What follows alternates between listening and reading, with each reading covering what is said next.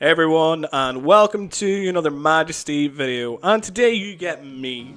You get my face, because today we are talking about, you see in the title, Cardfight Vanguard Divine Z Episode 1. I thought I'd give this anime a chance, because, it's a new era, the new skills, the character designs looked pretty cool, so I thought I'd give it a little go. And immediately right off the bat, I am more impressed with this anime than Overdress was, because the character motivations and the characters that we're introduced to are a lot more fun than Overdress. I'm gonna forget names, I'm horrible with it, but like the main character, I know his little sister Hikari, that's all I know. But that's the only name that I remember right now. But the main character is interesting, but not, the whole kind of layout of the plot is very, very interesting. It's slightly generic, if I can explain myself. So the whole kind of plot is that the main character has a sister who's really, really sick, and he really wants to take care of her, but Hikari's kind of thinking about her dad and how amazing he is. And the main character is feeling kind of inadequate and really wants to help her, and wants to be able to do something for her. And this card comes to him in a vision. They kind of connect this unit, and then finally this little kind of plushie says, "Hey, you have one one wish that can be granted if you win this fight or whatever, because you have became one with this ultimate card or whatever." And that's kind of where it starts. He goes, "Okay, I'm going to learn how to play this game." And yeah, there's a few cameos with people. There's Megumi, there's Rika, and then there's the other dude who I cannot remember, who's introduced in Overdress Season 2. Can't really remember his name. But yes, it's pretty interesting. You kind of get to see small cameos. I don't know what Megumi is doing in a card shop. I didn't think...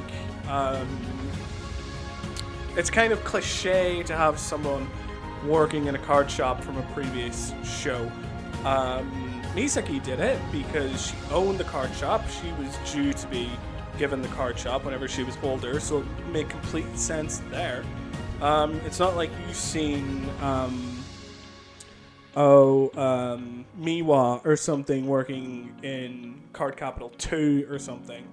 And yes, it's cliche to have Kamui working in Card Capital 2. But anyway, this is going to be a big mishmash of kind of comparing and talking about all these different things.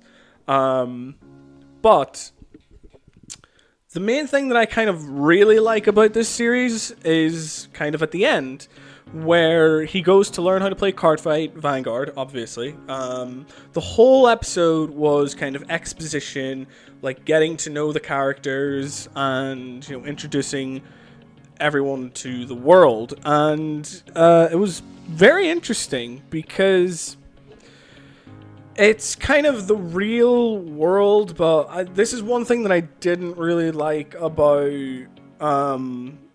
like Overdress. It's like the real world. It's presented in this very real type world, but because the cards are sleeved, there's no kind of like motion figure system. There's nothing really like that. It's kind of portrayed in this very kind of, what if this was real life kind of thing, which I hate. I hate those kind of, what if this happened in real life? But in this series, they actually, I'm going to be skipping. I'm going to be talking about different points because I'm literally just after seeing the episode. It's done a lot better because you actually see their starting vanguards whenever they say stand up Vanguard. Overdress, you never see nothing like that. You saw the main grade 3s and you saw Verena.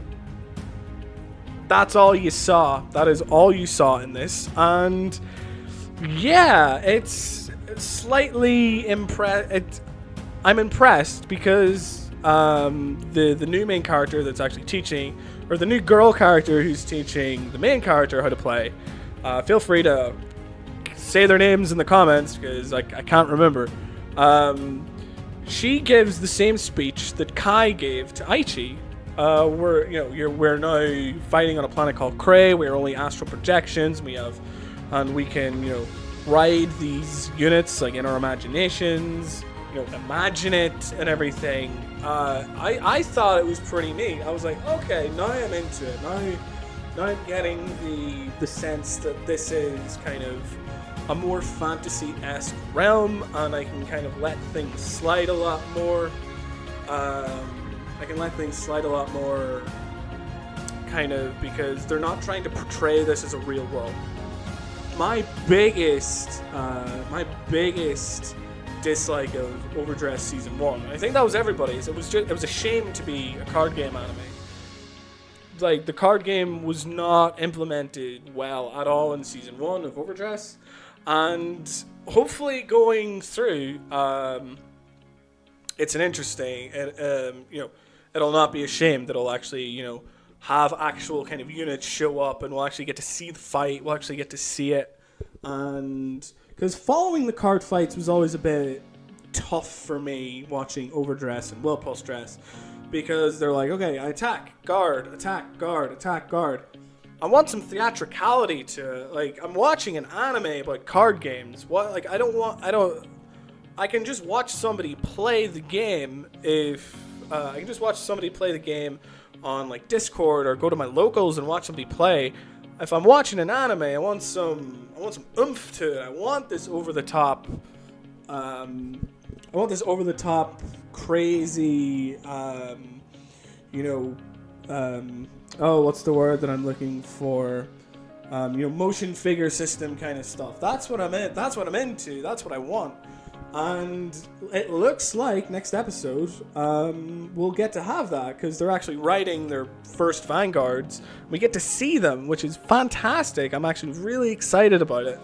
Hopefully now we'll get to see more than 2 units animated. Because, yeah, fingers crossed, that'll be good. And what'll hopefully happen as well is we get to see more of the main character kind of go towards his goal. Best thing about this show right now is our main character has a goal. He has a sick sister who he wants to make better. It's not like, it's very realistic, it's very grounded, it's very relatable. If this happened to you, of course, and you really cared about your little sister, of course one of your wishes is going to be trying to make her feel better, is like, do that one thing you can do for her. And yeah, I think that's a really nice message. I think that's a really sound, solid goal. I think he'll, as a newbie, I hope he's not like Chrono, where he just wins every fight, until, he beats better card fighters than he should. I hope he kind of struggles and learns and kind of grows himself, kind of like more like an Aichi. But yeah, I think this is a pretty nice way to start. And there's a nice hook where this guy is like, I'm going to change this fate or whatever. There's this cool guy. Yeah, I'll have screenshots up kind of showing thing, hopefully. Bushiro, please don't take this down if you do. But yeah, it's going to be an interesting show. Comment down if you want to see more. Like, it's an interesting, since this is an episode 1, I have a lot of thoughts.